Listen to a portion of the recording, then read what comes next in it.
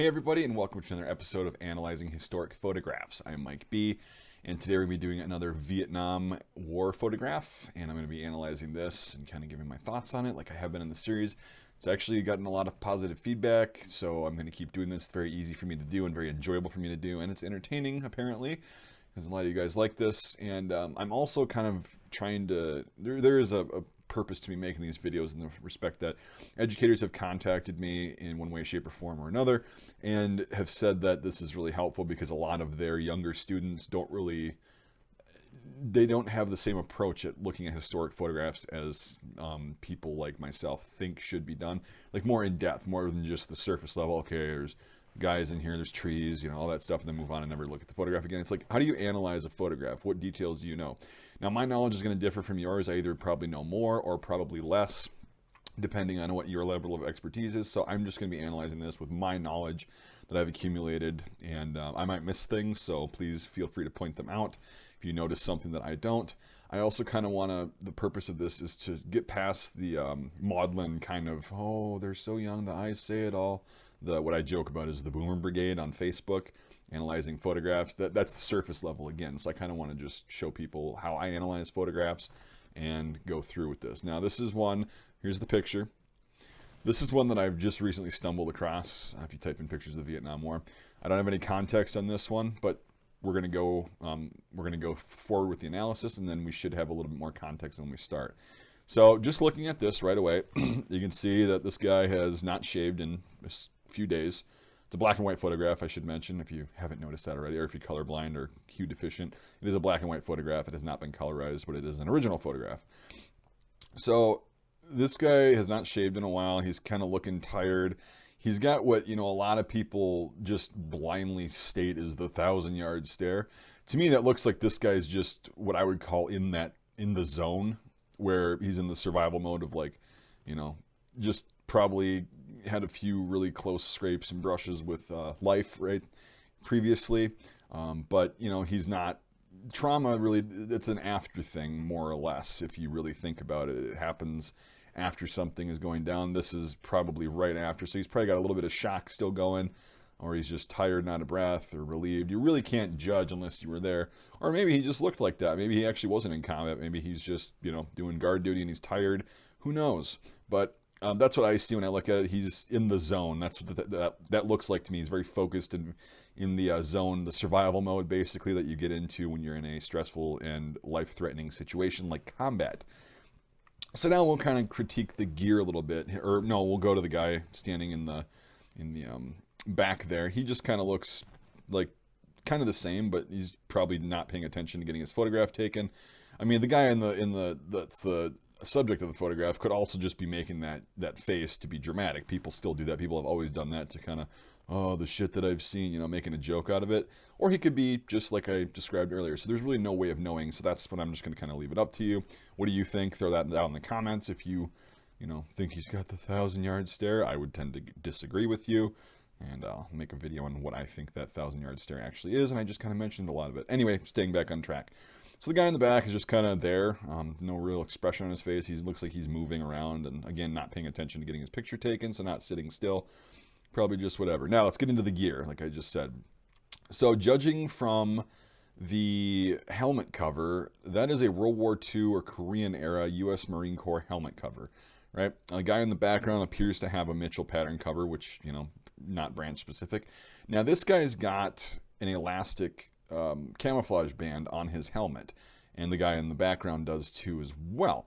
Now that would be more indicative of a U.S. Army issued piece of equipment during the Vietnam War, but Marines did get a hold of them at some point. So there's actually no way to tell. I would say that these guys are actually Marines in maybe 1966 or 67, judging from the XM16E1 three-prong flash hider on his back.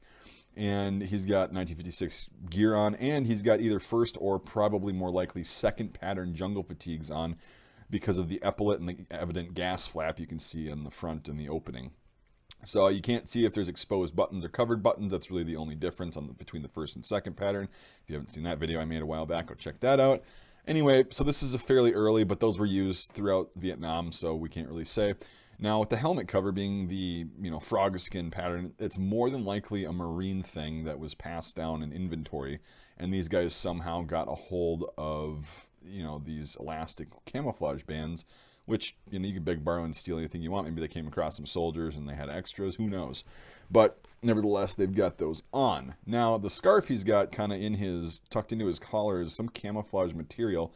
I don't know what that is. Maybe it's a part of a parachute. Maybe these guys are airborne. Who knows? But they don't have unit patches, which would also indicate and kind of lean me towards these guys are Marines.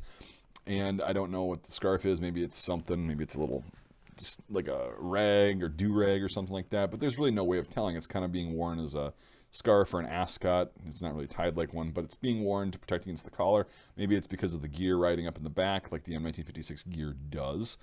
But anyway, yeah, so I'm going to surmise that these guys are Marines. Again, I have no context with this photograph other than my knowledge of equipment that isn't always, it isn't always correct. People, they put vast generalizations and say this is the way it was. Well, if you know anything about the military and any military in the world, it's not always the way it was. They made do with what they had.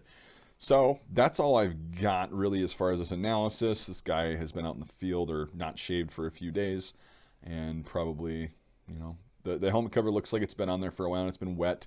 You can tell when they're form-fitting to the helmet that they've been wet at least once. It's kind of worn out, and et cetera, et cetera.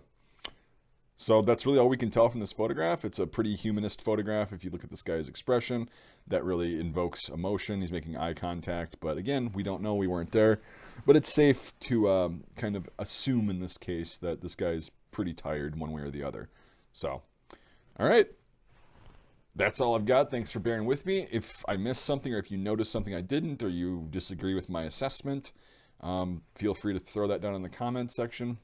And if you learned something, let me know as well. And hopefully it's kind of helping you analyze photographs like this, because we were just able to tell or assume, basically, what you do when you assume. You make an ass out of you and me.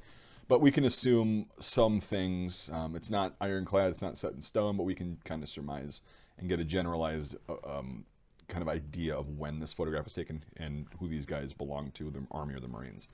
So that's just kind of my method. Again, I could be wrong. If you disagree, let me know. But anyway, I just want to thank the sponsors of this video really quick, my Patreon supporters and channel members. You guys are awesome, and you've allowed me to make really cool content. I mean, this doesn't cost much money to make, but this, me playing dress up, this stuff isn't free, and I kind of like it, and some people think it kind of adds to the theme of the video, so we'll keep doing it, and that costs money. So do ballistic tests and other videos that I do, et cetera, et cetera. So if you want to become a sponsor of this content and want to keep allowing me to do videos that are fantastically awesome that I didn't think I was ever going to be able to afford out of pocket, crowdfunding is a great way to do that. $5 a month or more on either Patreon or becoming a channel member gets you into my Discord server, which is a really cool place. I have a lot of fun there. There's a lot of people on there, and it's really awesome. And I learn a lot. We have some cool discussions and things like that. So yeah, if you consider doing that, that would be great. If you can't support the channel financially, but you still want to support my work, you can like this video, like YouTube favors in the algorithm. Subscribe to my channel if you haven't already. I just gave you the finger. That was unintentional. Anyway, and then yeah, share this video out. That really helps get the word out, and hopefully people can learn something from this. If you don't want to support my work and you just want to watch the content, so be it. I just appreciate everyone watching, and we'll see you in the next episode of Analyzing Historic Photographs.